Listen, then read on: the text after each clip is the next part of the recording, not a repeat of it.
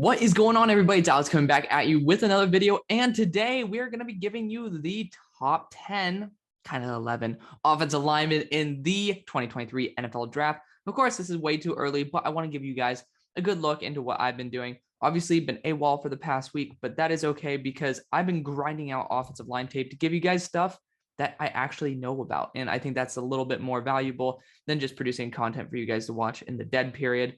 Knowing what I'm talking about, I think we'll produce a lot better content for you guys in the future. So I appreciate you guys supporting me as always on that. And of course, if you guys are new, feel free to drop a like, comment, and subscribe. Of course, as the groups continue to decrease on what I don't fully know, that means that we'll be able to kick up more content because I'm not going to produce BS content for you guys. Let's kick right into the video, starting off with the number one offensive lineman. This was a surprise for me. Obviously, he was supposed to be a second rounder last year to me, but the more I watched him, the more I could see how he could progress into a very polished offensive lineman, how we're seeing offensive linemen go into 35, 36, 37. I honestly don't really care about a 24-year-old, and Andrew Vorhees is awesome. First off, I believe he might be moving to tackle, and I think he's more fit to be a guard. He's just absolutely solid all around. Like his anchor, like from play to play, it kind of varies. There's some consistency errors, but when you see how he's just able to block with that aggressiveness, that meanness, you'll be hearing that quite a bit with some of these guys like Osiris Torrence, like a mean blocker. You just see that mentality that they want that contact. So Andrew Vorhees has that. He is definitely really polished all around. I really like how his mechanics are set up. Obviously, again, if he ever plays some tackle, we'll definitely see if that pops out. But again, honestly, I do think he's best fit for the inside. A team that could be looking to spend a second round pick on an inside interior offensive lineman is the Panthers, who, again, apart from quarterback, which they just brought on Baker Mayfield. So hopefully that works out for them. Really, the offensive line was a problem, and they addressed it in the first round with their left tackle, now Icky. Awesome. Huge fan of that.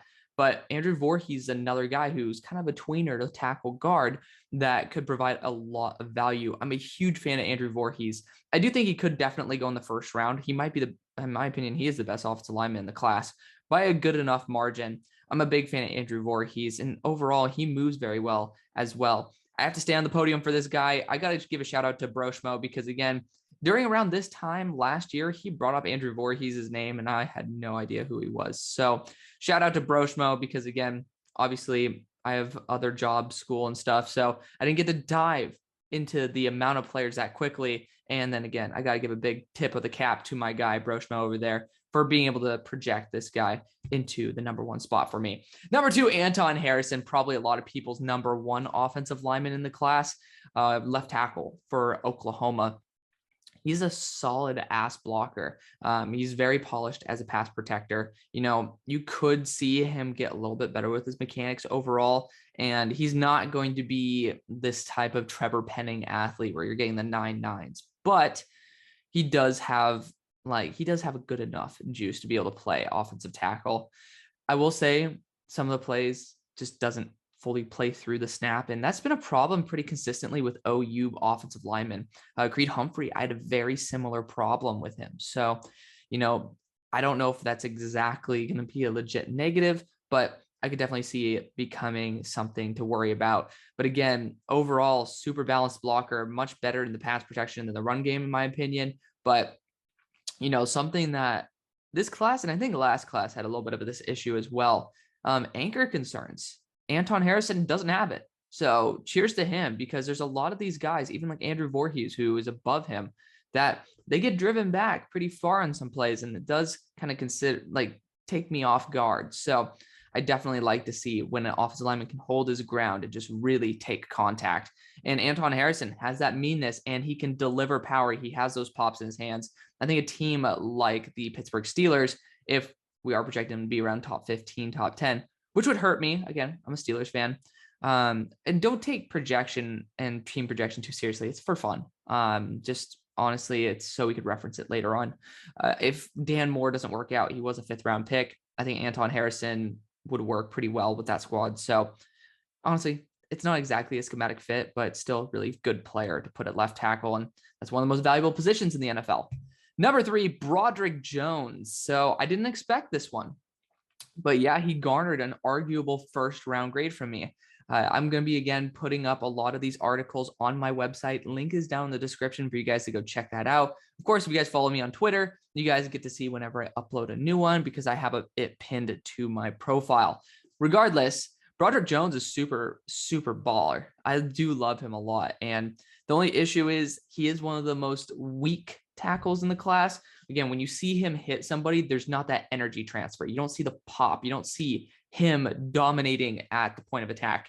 That being said, I mean, I think that he is super solid in the pass protection, really solid in the run game. And this is where mechanics steps in, like where you saw Anton Harrison fall a little bit because of mechanics. Broderick Jones is super polished. He took a step up. And again, another really good athlete and just all around a very solid offensive lineman.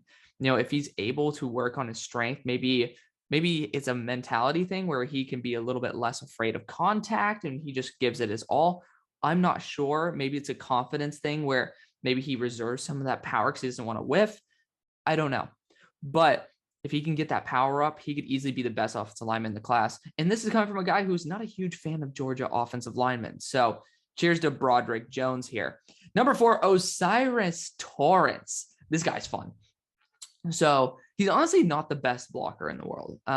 He's just not. But you just see that potential. He's a mean guy. Like one of the first things I wrote was like, this guy's fun to watch. And he's going from the Raging Cajuns, who produced some very, very, very solid offensive linemen, to the SEC in Florida. So he already has that really solid base. And now he's going to the SEC where he can continue polishing, continuing developing. He is a beast. He's very, very, very powerful. So I love seeing that. And he does do very good. So IQ, a big measure for me is blitz pickup as well as downfield processing. Because again, you can block the guy in front of you. You can be fucking blind essentially and know that if there's a guy in front of you, you're going to hit him. But if you're looking like, oh shit, what the hell's going on when you're 2 yards downfield, that could be a potential 5-yard gain that you lost because of the fact that you were a little bit out of, like, you just didn't know what the hell is going on. So, I mean, hell, it could have been a breakaway touchdown if you engage the safety just because you know, hey, my back's here and the lane's going to be opening up there. Torrence has some really high IQ. Big fan of him. But of course, I mean, he is really big. I mean, see, that's 332 pounds for Christ's sakes. Like, this guy's a big boy. But again, I mean, he is a guard for one. And number 2, he's a mean blocker. So if he sheds some weight, maybe he could be 325 and he'll be a lot better as an athlete. He could definitely take a step up into the first round. Big fan of what Torrence could definitely be. Of course, a team like the Bills, where you brought in Roger Saffold for a 1-year contract, not a bad option for him to go to. Number 5 is Peter Skoronski. A lot of people's probably number 1 offensive lineman in the draft. I mean, he's pretty damn solid overall. You know, I watched him and I was a bit underwhelmed first round, but I actually wanted to watch him again because I'm like, I feel like I missed something. He's actually really damn solid. You know, he is a top tier blocker. And in the run game, he is really honestly kind of mean. And you look at his weight, it's like, holy shit, he's sub 300, but he does carry it very well. So again, cheers to Peter Skoronski for doing that. He moves really well as well. Should for sub 300. And he has that high IQ. Big fan of that. Again, some of these plays, I saw him getting driven back. So that also has to deal with the weight and then the frame. He does like to grab outside the shoulders. That is going to be a lot of holding penalties if you can't control your man. A lot of these tackles in this class cannot control the player that they're blocking. That's a big issue that I have with a lot of these guys. But if you get your hands inside, that's going to be really crucial in the NFL to make sure that you don't get flagged for a bunch of BS, because we all know, like, holding penalties would be the bane of any offense. Like, again, you could have a 30-yard gain negated by a holding penalty that didn't really even matter just because you're grabbing out here. So that's a little bit of an issue. And then again, consistency. Some of these plays getting blown out, and then some of these plays he's absolutely annihilating somebody. So I could definitely see him going in the first round. Absolutely. I think he will be a first round lock, especially if he puts on a little bit more weight. So I think that he could go to a team like the Titans that are still looking for that offensive tackle of the future. Again, 72.75. That's still a second round grade to me. Still super solid. Number 6, this was a big surprise to me. Javon Foster, another guy who's pretty damn light. But, you know, I mean, regardless of the fact that he's super light, he does honestly, I mean, he's really, really good in the run game. He needs to improve as a pass blocker. So that's going to be kind of like his thing. But I mean, man, in the run game, this guy might be the best of the class. And as his weight should suggest, tongue twister, he definitely has some good athleticism to him, but he carries athleticism with power. That's awesome. Like when you get to have speed and power, that's great. If you can get up to 305, 310, which again, not that big of a jump. So you might lose 5% of your athleticism to build 10% more power. That's going to be awesome. Again, high IQ. I'm a huge fan of IQ. That's a big, like that's a 10% category. It's like a lot of these guys, you see the variation, like 2 points. That could be the difference between you knowing what the hell's going on downfield versus what's not. So Javon Foster, definitely pretty solid in that category. And this guy is sprinting all over the field. Big fan of what he brings to the table. Huge fan of what he can do. But again, in that pass blocking realm, he needs to improve. So I definitely think late day two would be great. I think he's great given the fact that he is able to move really well, is able to process downfield and run block very well. The Niners, again, I don't think he's going to exactly start anytime soon, but we all know Trent Williams has had injuries in the past. Javon Foster would be an outstanding backup to fill in. And again, we all know the Niners deal with injuries. So just a big fan of Javon Foster. Sedrick Van Pran is next. So I was going to make this only offensive tackles, but the offensive guards started coming in pretty clutch at the end. Sedrick Van Pran. So overall, he's pretty damn solid. I was a little bit higher on him when I first started like looking at him. Like I was like, oh man, like back when it was more so I'm watching the games and then see how he's doing. He's solid. There's nothing spectacular about his blocking. He's just pretty solid. I will say he doesn't get pushed back. That's a big plus, and he can move. That's great, especially at that size. That's a pretty good frame for him. So I would say, given his age, he is definitely polished. You know, it's nothing spectacular. He still has some technical errors, but he still needs to develop that blocking style. And he needs to be more efficient, he needs to be able to control his man, and he needs to have that pop. He needs to be able to make the defender feel his presence, which is what I loved about Ike Ekwonu. And then, again, I think that when you're at Georgia, I'm usually lower on their offensive linemen. I don't know why. It's not exactly like a thing with Georgia, but usually my opinions of them are just lower than the consensus. I think that he could just continue to improve, and he did a pretty damn good job last year. JC Treader is gone. Pretty sure that's the guy. I'm bugging right now. But JC Treader's gone. I think the Browns could use him. I know that they also have, I believe, Nick Gates or Nick Harris. One of the two. The damn Giants have screwed me up on this one. But I think that he could definitely still fill in, do his job. You know, there's definitely a role for him to play. Again, team protection doesn't really matter. It's just more so fun at the moment. Number 8, Christian Mahogany. So yeah, no, this guy's pretty awesome. I really do like Christian Mahogany. First snaps, I actually thought he was pretty crap. But as the game progressed, it was like, ooh, man. So you see in that negative category why he's number 8. A lot of people have him a lot higher than this. I know Broshmo has him pretty high. And again, this is offensive line. This isn't just interior offensive line. He sometimes just doesn't know what the hell's going on. That's a big issue. But oh my God, like when you see him just destroy people, like he is fun to watch. And BC definitely has some really good offensive linemen. So again, Christian Mahogany, certainly powerful. I will say, or certainly awesome, but I will say he was walking on quite a few plays. I'm not a huge fan of that. That's why I didn't like Terrace Marshall. Like I was notorious for not putting him in my first round, and everybody wanted to. I was like, this guy just randomly jogs on some plays, and you could tell by the difference between on his vertical routes where you could tell he's getting the ball and just normal routes. So Christian Mahogany, I want him to just kind of like, be better. But overall, I mean, he's pretty damn awesome, especially for a team like the Vikings that could just be looking to add another guy to just continue pounding on the interior. This guy's going to be a beast. I'm a big fan of him. If he continues to develop and get more comfortable processing, which I think in time will happen, this guy could certainly shoot to the top. Number 9, Paris Johnson. A lot of people have him as their number 1 offensive lineman. Honestly, so my only issue is that he's not an elite blocker in any category, does not have control. Same thing with Javon Jones. He's not going to make the list.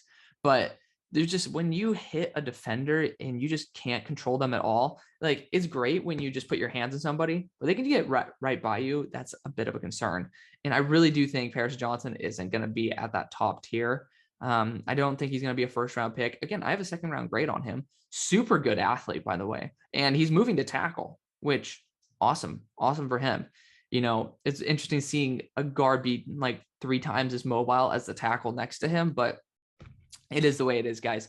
I think that, again, for his size, and again, 6'6", 315. 315 is a good weight. 6'6", it's a little bit tall, but again, he has a really good anchor for it. So it's always how you carry your body. So awesome for him. And again, he's going to be moving to tackle. We don't know how that is yet. So obviously I can't say he should be a tackle prospect, but he was pretty solid. I would take him probably around like 60 something as a guard. Cause again, you can develop that control just as you get more comfortable, get more powerful as a blocker. So Paris Johnson, I think I like the Dolphins would be a really good fit for him. So big fan of that. Number 10, Robert Scott. So big fan of this guy compared to what I was thinking when I first saw his name. I was like, oh shit, it's a Florida State offensive lineman. Like they're always crap. This guy's really good. Yeah, obviously the athleticism brings him down. And he's just a really solid dude overall. He's a good backup, if you need him to step in, this is going to be great. Honestly, I think a team like the Chiefs, where, yeah, you do sometimes, obviously in the Super Bowl, have injuries, he's a really good backup tackle to have. So I really do think Robert Scott has a lot to give here. I'm a big fan of what he can bring to the table. He can process, he can pound dudes, and he's like sprinting all the time on the field. So always looking for somebody else to block. Again, just a super solid dude, early day 3, round 4 dude who you can take. If you need to plug him in, he can play. Again, I think that his athleticism lets him down. It's one of his biggest negatives. If he has to play offensive guard, again, that he has the power and the processing to be able to do it. So I'm a big fan of Robert Scott, but I'm not going to let you stick with a top 10. We have one more guy, and I think I need to mention him because he actually has some really good traits.